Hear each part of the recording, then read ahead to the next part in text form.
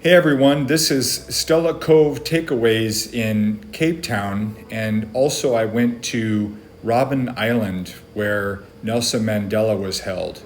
More on that to come.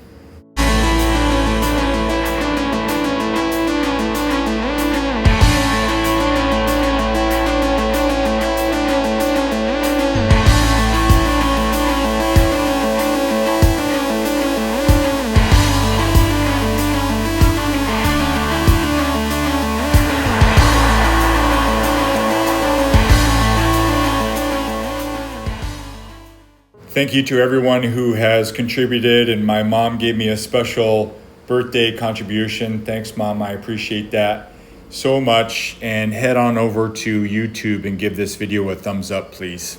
So since I was back in Cape Town, I wanted to see Shane and Damien, who worked on my motorcycle, and I wanted to take them lunch because they were so great, and I stopped at this takeaway to get some lunch, and I had the Dagwood sandwich by the beach. It was awesome, but it was so nice to see Shane and Damien again. They're just such high quality people and so great. And then this is the stretch of beach that I went to and had my Dagwood sandwich and watched the waves and checked out Table Mountain again.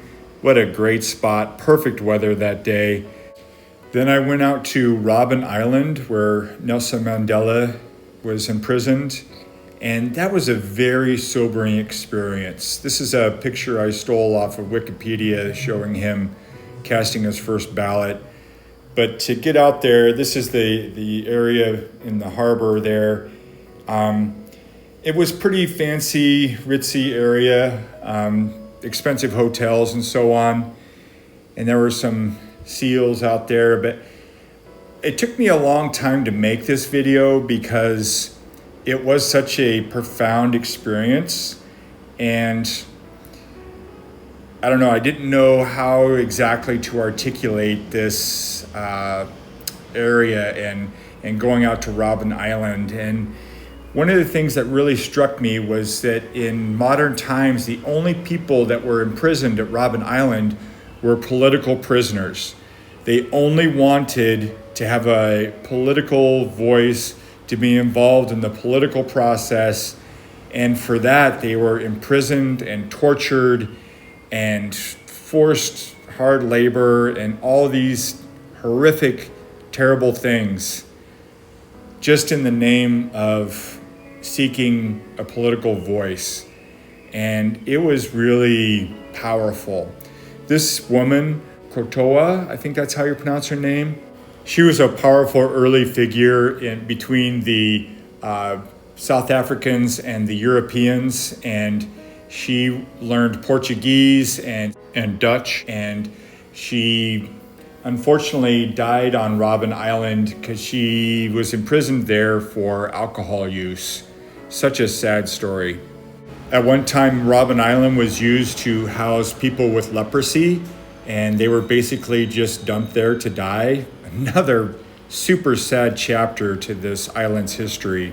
And this is a picture of the quarry on Robben Island where people were forced into hard labor and they weren't allowed tools. Everything was done by hand, and many of them didn't have shoes.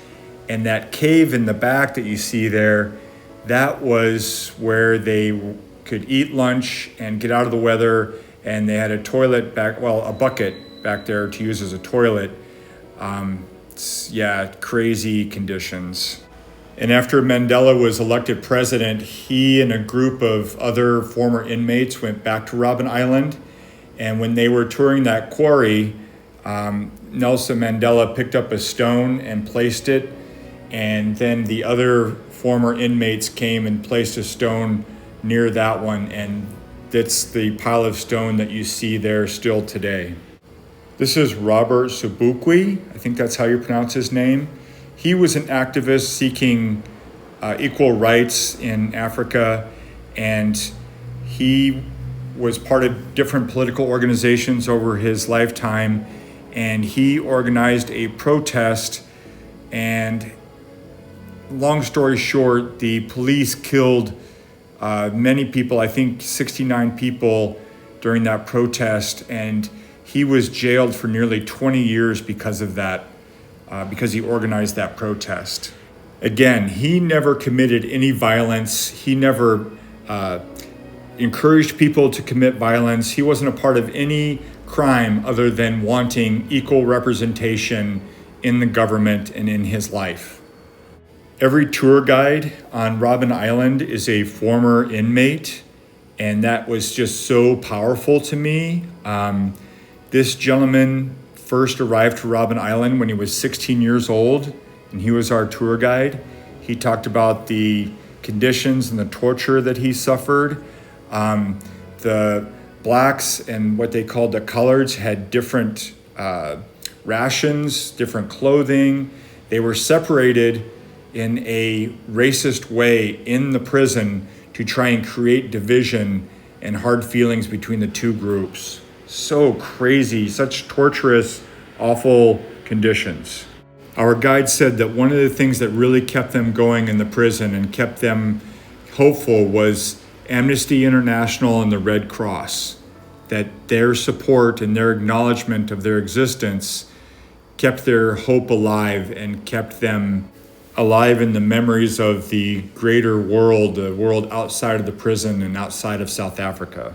I'm not going to get too much into Nelson Mandela. There's so much information out there, but his autobiography, The Long Walk to Freedom, he kept it hidden in this garden below that bush there. This was his cell where he was imprisoned while he was on Robben Island. He was eventually moved because of his health. He was so sick and they couldn't deliver proper health care in this teeny tiny cell. So that's really the only reason they moved him. And again, just like the other prisoners on the island at that time, none of them committed any crime other than wanting a political voice and wanting equal rights. That is the only crime that they were imprisoned for.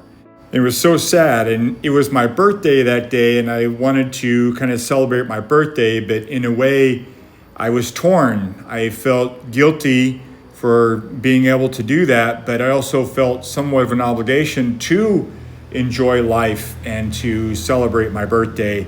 So I had some ice cream. Please go over to YouTube and give this video a thumbs up. Don't forget about checking out Tim Collins. He's a wonderful human.